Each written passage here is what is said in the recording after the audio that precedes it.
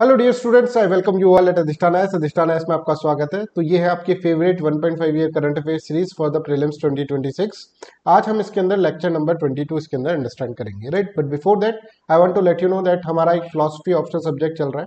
अगर अभी तक आपने ऑप्शनल सब्जेक्ट नहीं लिया है, आपको थोड़ा भी कंफ्यूजन है अपने ऑप्शनल सब्जेक्ट से रिलेटेड, आपको लगता है कि ऑप्शनल सब्जेक्ट गलत चूज कर लिया, तो एक बार हमारा ये वाला ऑप्शनल सब्जेक्ट जिसके अंदर हम बहुत ज्यादा मेहनत कर रहे हैं, ये वाला ट्राई करके देखिएगा, जिसके अंदर हम बच्चों के साथ डे 1 से आंसर राइटिंग करते हैं, ठीक है। जिसके अंदर बुकलेट प्रोग्राम है एक हमारा, that is very interesting program, ठीक है। फिर इसके बाद वीकली टेस्ट है, वीकली टेस्ट के बाद ऑल इंडिया टेस्ट सीरीज है। इस तरह के यहाँ पर प्रोग्राम है। इसके साथ साथ आप यहाँ पर देख सकते हैं कि हम बच्चों के साथ ग्रुप डिस्कशन भी करते हैं। After completion of the topic group discuss भी करते हैं और डिटेल के अंदर अंडरस्टैंडिंग करा रहे हैं, क्वालिटी एजुकेशन यहाँ पर देने की कोशिश कर रहे हैं।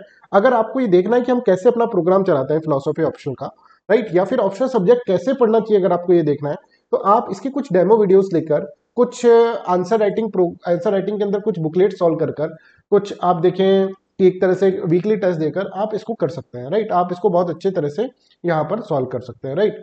अपने इस डिलेमा को सॉल्व कर सकते हैं कि कौन सा ऑप्शन सब्जेक्ट आपको लेना चाहिए। तो इसकी हम कोई फीस चार्ज नहीं करते हैं, सिर्फ आपको हमारे नंबर पे 8788248734 पे कॉल करना होगा। हम आपको बता देंगे, हम आपको डेमो वीडियोस दे देंगे, हम आपके आंसर कॉपीज चेक कर देंगे, हम आपको एक तरह से ग्रुप डिस्कशन आपसे कर लेंगे, राइट, लेक्चर्स को लेकर, राइट। ये सारे काम हम कर लेंगे आपके फ्री ऑफ कॉस्ट। एक बार प्रोग्राम समझ जाओ, उसके बाद अगर लेना चाहते हो तो ले लेना, राइट। तो चलिए let's start with the first thing first. पहला जो हमारा टॉपिक है दैट इज आईयूसीएन की ग्रीन लिस्ट का टॉपिक है। सर आप गलत बोल रहे हैं, आईयूसीएन के अंदर तो रेड लिस्ट होती है।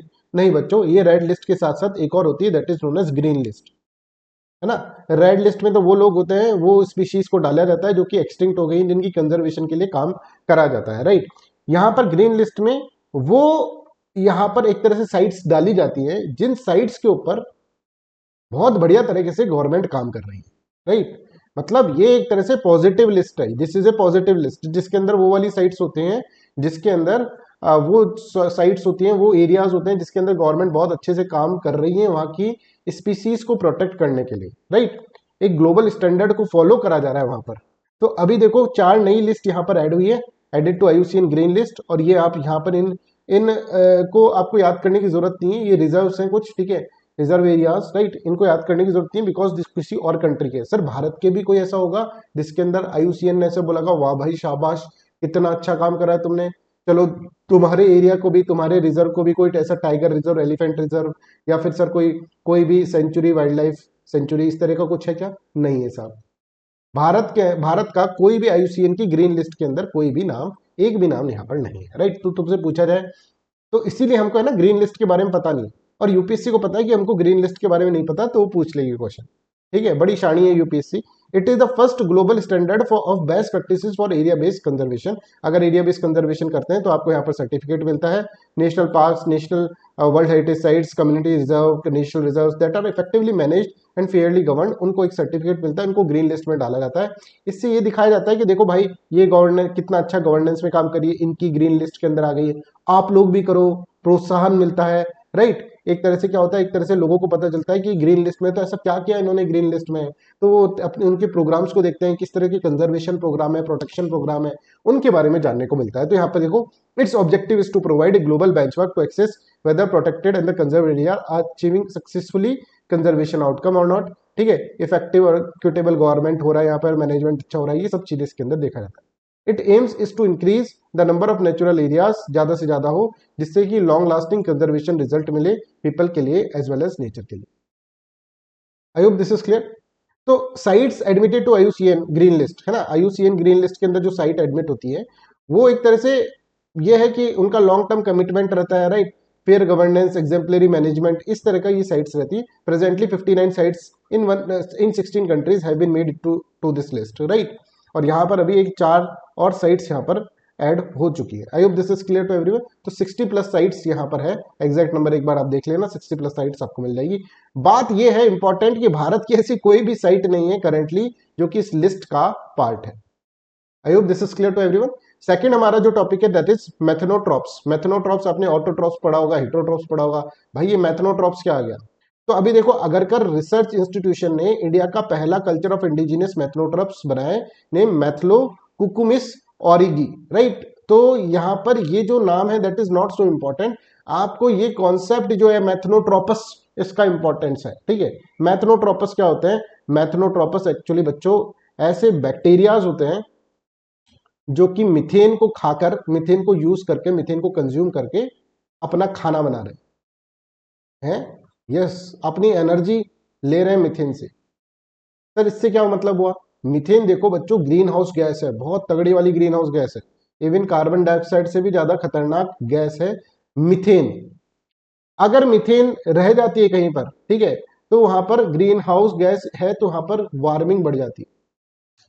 अगर इस मीथेन को मान लो एक जगह बहुत सारी मीथेन है, इतने में यहां पर कोई खाने वाला है इस मीथेन को, इस सारी मीथेन को खा जाऊंगा, और सारी मीथेन अगर खा जाए कोई, तो फिर हमारा वो जगह जो होगी वो ग्रीन हाउस गैस, वहां पर मीथेन जो होगी वो खत्म हो जाएगी, और जिससे कि वहां पे वार्मिंग नहीं होगी। I hope this is clear to everyone. तो ये मेथेनोट्रोपस हमारे लिए बड़े इंपॉर्टेंट है। अभी अगर कर रिसर्च इंस्टीट्यूशंस ने ऐसे मेथेनोट्रोपस जो है, इंडिजिनियस मेथेनोट्रोपस ये प्रोड्यूस करें, that's why it is in the news. तो देखो methanotrophs are the bacteria that use methane as their primary source of the carbon and energy. They are often found in the environment where the methane is present. और methane कहां पर present होती है ज्यादा? Methane वहां पर present होती है सर जहां पर मार्शलैंड्स होते हैं, ठीक है, जहां पर पानी भरा होता है बहुत ज्यादा, ठीक है, वेटलैंड्स होते हैं, है ना, लैंडफिल्स जहां पर होता है, ठीक है, जहां पर आप देखेंगे कि कचरा जो होता है, राइट, वहां पे पड़ा रहता है, वहां से मीथेन का रिसाव होता रहता है, right. I hope this is clear to everyone. तो यहाँ पर देखो they are often found in the environment where the methane is present. कहाँ कहाँ मिलते हैं? बैक्टीरियाज, वेटलैंड्स के अंदर, लैंडफिल्स के अंदर, digestive tract of the ruminants, जो रूमिनेंट्स होते हैं, काऊ होती है, उसके भी डाइजेस्टिव ट्रैक्ट के अंदर मीथेन रहती है, राइट। तो यहाँ पर ये सब चीजें इसके अंदर, यहाँ पर ये बैक्टीरिया मिलते हैं मिथेनोट्रोपस, मिथेनो कुकुमस, जो कि अभी यहाँ पर अगर का रिसर्च इंस्टीट्यूशन ने प्रोड्यूस करा है, oxidizes methane as its primary source of the carbon and energy. This process involve converting methane into carbon dioxide and water. तो ये बैक्टीरिया जो है कार्बन डाइऑक्साइड और वाटर के अंदर मीथेन को कन्वर्ट कर देता है। तो मीथेन का एक तरह से ये यूज करके अपने आप को एनर्जी प्रोड्यूस करवा लेता है, राइट। तो अपना काम चला लेता है, अपना शरीर चला लेता है मीथेन को यूज करके। कितना मस्त बैक्टीरिया है। This bacteria oxidises methane and build up their body mass, अपना बॉडी मास बना लेते हैं। बहुत बढ़िया है भाई, तुमने मीथेन को अपनी, ये तो ऐसे हो गए जैसे शिव जी ने जहर का प्याला पी लिया, इसी तरह से मीथेन का प्याला पी लेते हैं। तो मीथेन हमारे देश के अंदर क्या कर सकती है एक तरह से, और विश्व के अंदर क्या कर सकती है एक तरह से, ग्रीन हाउस गैस है तो ग्लोबल वार्मिंग कर सकती है। उसको ये पी गए, उसको ये खा गए, उससे अपना बिल्ड मास, बॉडी मास बना लिया इन्होंने, बायोमास बना लिया, right. Habitat, wetlands, rice fields, ponds and other water bodies. Biofiltering भी इससे रिलेटेड होती है। This bacteria can oxidize methane produce in the anaerobic environment. ये बायोफिल्टरिंग भी इसके अंदर इसको बोल सकते हैं, right. So the bacteria fixes carbon dioxide derived from the methane oxidations contributing to the carbon cycle, right? तो इस तरह से आप इसके अंदर देख सकते हैं ग्लोबल वार्मिंग को रिड्यूस करने के काम होगा, मीथेन की कंसंट्रेशन को सॉइल और एटमॉस्फेयर में से कम करने का काम ये मिथेनोट्रोपस करते हैं। अब नेक्स्ट जो हम पढ़ रहे हैं that is world air quality report 2024।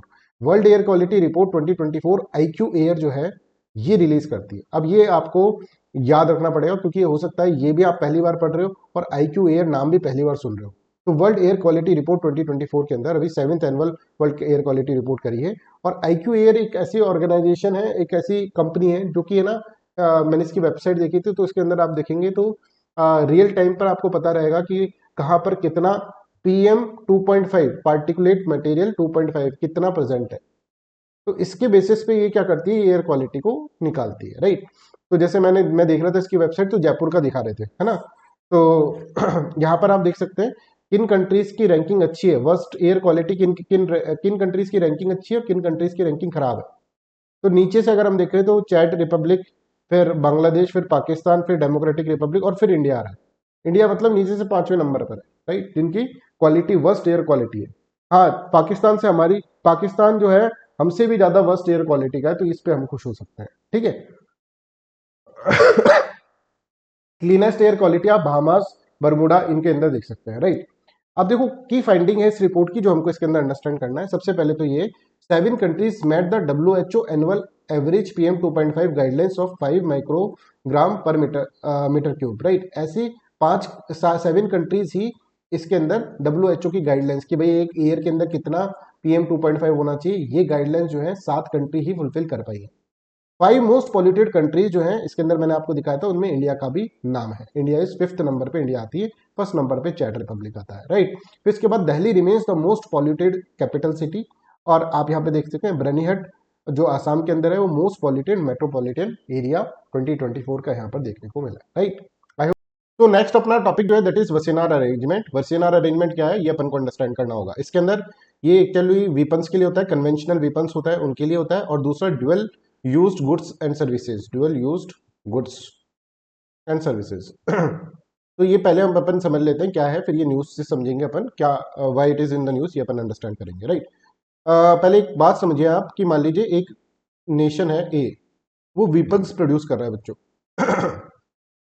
है ना। अब इस वीपन्स को या एक्सपोर्ट करता है, इस वीपन को खरीद लेता है कोई दूसरा nation B, I am sorry, कोई दूसरा नेशन बी इसको खरीद लेता है, और बी जो होता है इससे सिविलियंस मार देता है। तो मतलब इसने अपने जो वीपन एक्सपोर्ट करे वो क्या करे, एक तरह से इररेस्पॉन्सिबल कंट्री को एक्सपोर्ट कर दिया, जैसे पाकिस्तान को मान लो, तो that will create an issue. तो ये जो कंट्री होती है ये अपने वीपन्स को एक्सपोर्ट करे रेस्पॉन्सिबल कंट्रीज को, है ना। तो वासेनर अरेंजमेंट इस तरह से बोलता है कि भाई देखो जब भी आप एक्सपोर्ट करो अपने वीपन्स को, तो आप इररेस्पॉन्सिबल कंट्रीज को मत करो, और कुछ एक तरह से रूल्स रेगुलेशन है उनको फॉलो करते हुए करो, राइट।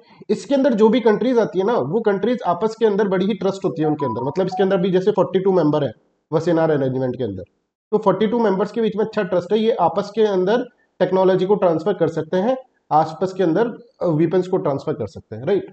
तो ये तो हो गई पहले वीपन्स की बात। अब दूसरा जो है वो है dual used goods and services.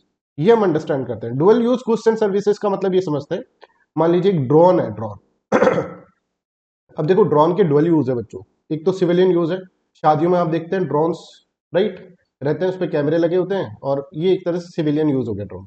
एक मिलिट्री में भी यूज है, ये तो आप सबको पता ही है, ड्रोन में बम बांध के फेंक दो और फिर वो जाके फट जाएगा, आ जाएगा। आई होप दिस इज क्लियर। तो ड्रोन के दो यूज हो गए, इसी तरह से बहुत सारी और भी चीजें होती हैं, जैसे आप कह सकते हैं कि हाई स्ट्रेंथ अलॉय जो है, this can be used in the, मतलब बहुत सारे मल्टीपर्पज के लिए काम आ सकती है, राइट, है ना, इंफ्रास्ट्रक्चर इंडस्ट्रीज के अंदर काम आ सकती है। बट हाई स्ट्रेंथ अलॉय जो होती है वो मिलिट्री वेपन्स बनाने के भी काम आ सकती है। तो इसके डुअल यूज है, एक तो सिविलियन यूज है, एक अपन देख सकते हैं इसका एक मिलिट्री यूज है। तो ऐसी जो चीज होती है, मान लो आपने हाई स्ट्रेंथ अलॉय जो है वो ऐसे किसी नेशन को दे दी, बी नेशन को, जो क्या है एक तरह से इररेस्पॉन्सिबल नेशन है, और उसने इससे वेपन्स बनाकर सिविलियंस को मार दिया, तो that will create a problem. I hope this is clear. तो ऐसे जो यूज होते हैं that is known as dual used good, उनका एक्सपोर्ट थोड़ा रेस्पॉन्सिबली हो, राइट, कोई कंट्रीज को प्रोड्यूस कर रहा है रेस्पॉन्सिबली हो, राइट, उनका export, this is for this there is an arrangement that is known as Wassenaar arrangement. I hope this is clear to everyone. तो Wassenaar arrangement the need to reform export control regime, ऐसा क्यों बोला जा रहा है अभी, ये हम इसके अंदर अंडरस्टैंड करेंगे। अभी क्या हुआ है बच्चों, माइक्रोसॉफ्ट की एक टेक्नोलॉजी थी, है ना, माइक्रोसॉफ्ट का एक प्रोग्राम है जिसको बोलता है Azure program, Azure cloud services. Cloud services समझते हैं, जैसे गूगल हमको गूगल ड्राइव की फॉर्म में क्लाउड सर्विसेज देता है, उसके अंदर आप जाकर स्टोर कर सकते हैं। ये अजूर क्लाउड सर्विसेज जो थे ना, इसको माइक्रोसॉफ्ट ने बनाया था और इसको एक्सपोर्ट करा था इसराइल को, और इसराइल ने इसको यूज करा ड्रोन टेक्नोलॉजी के अंदर अटैक के ऊपर, हमस के ऊपर अटैक करते वक्त, ठीक है। हमस के ऊपर जब इसराइल ने अटैक करा तो इस सर्विसेज को, इस टेक्नोलॉजी को यूज करा। अब इस टेक्नोलॉजी को यूज करने के वक्त, है ना, हमस के ऊपर जब अटैक करा तो बहुत सिविलियंस मर गए। तो दैट्स वाई अब इसकी क्रिटिसिज्म हो रहा है, इस टेक्नोलॉजी का क्रिटिसिज्म हो रहा है। तो देखो नो अजूर इस तरह से इसके अंदर लिख रखा है, राइट, कि इसका एक बार एक तरह से इसका इस क्लाउड सर्विसेज का एक तरह से बहुत ज्यादा विरोध हो रहा है, और ये कह रहे हैं कि भाई वसनर अरेंजमेंट का फिर मतलब क्या है, जब आप अपनी एक्सपोर्ट कर रहे हैं सर्विस, ड्यूअल यूज सर्विसेज को एक्सपोर्ट कर रहे हैं, और उसके कारण क्या हो रहा है, उसके कारण कंट्रोल्ड मैनर में वो नहीं हो रहा, उसके कारण सिविलियंस की डेथ हो रही है, तो उसका मतलब क्या है, राइट, इस अरेंजमेंट का मतलब क्या है, that's why it is in the news. I hope this is clear to everyone. Protest erupted against the Microsoft after allegation that Azure cloud services were used to support Israeli military operation in the Palestine, causing civilian harms and raising alarms or concerns over the loopholes in the Wassenaar arrangements export control regime. Right? तो ये क्या है, conventional arms, जो मैंने आपको बताया conventional arms और dual use goods and technology के लिए है, 1996 के अंदर बनी थी। एक्चुअल में क्या हुआ था, 1991 में डिसइंटीग्रेशन ऑफ यूएसएसआर हुआ था, और उसके बाद कोल्ड वार खत्म हो गया था। है ना, कोल्ड वार खत्म हो गया था ना, तो फिर ऐसे बहुत सारी एक्सपोर्ट कंट्रोल रिजीम बनी जिससे कि जो एक तरह से क्या है कि वीपन्स हैं प्लस डुअल यूज गुड्स हैं, उनको क्या करें, उनको एक तरह से अपन मतलब पूरे यूनिवर्स के अंदर वीपन्स जो हो ना, मास डिस्ट्रक्शंस के वीपन हो या फिर कन्वेंशनल वीपन्स हो, उनका एक्सपोर्ट जो हो वो रेस्पॉन्सिबल बने, राइट। इस तरह की बहुत सारी अरेंजमेंट्स हुए, उन्हीं एक अरेंजमेंट से वासेनार अरेंजमेंट है, राइट। तो देखो, created after cold war, focuses on controlling the spread of the conventional weapon and dual use technology that could contribute military capability. It is not a legally binding treaty. This is very very important. This can be asked in the examination. Legally binding है क्या? तो भैया legally binding है नहीं। तो इसमें कौन कौन से मिलिट्री इक्विपमेंट्स यूज होते हैं वो आप यहाँ पर देख सकते हैं। ये सारे मिलिट्री इक्विपमेंट्स यहाँ पर 22 कैटेगरीज के अंदर ये सारे होते हैं, राइट। और इसके अलावा डुअल यूज्ड गुड कौन कौन से होते हैं, जैसे मैंने आपको ड्रोन का एग्जांपल दिया था, special material and equipments, this can be dual used. ये सिविलियन यूज के अंदर भी आ सकता है, मिलिट्री यूज में भी आ सकता है। मटेरियल प्रोसेसिंग, इलेक्ट्रॉनिक्स, कंप्यूटर्स, ठीक है। इस तरह से आप इसके अंदर देख सकते हैं, ये सब एक तरह से डुअल यूज गुड है। इन 9 कैटेगरीज के डुअल यूज गुड है, 22 कैटेगरीज के मिलिट्री यूज्ड आइटम्स हैं, जो कि अपन कह सकते हैं मिलिट्री इक्विपमेंट्स है। I hope this is clear to everyone. अब इसकी मेंबरशिप अगर हम देखें तो 42 पार्टिसिपेटिंग स्टेट है, राइट। 42 मेंबर्स के अंदर है। और हम देखेंगे US, Russia, India, France, Germany, Japan and UK is the member. अब इंडिया इसका मेंबर है, ये आपको इसके अंदर याद रखना है।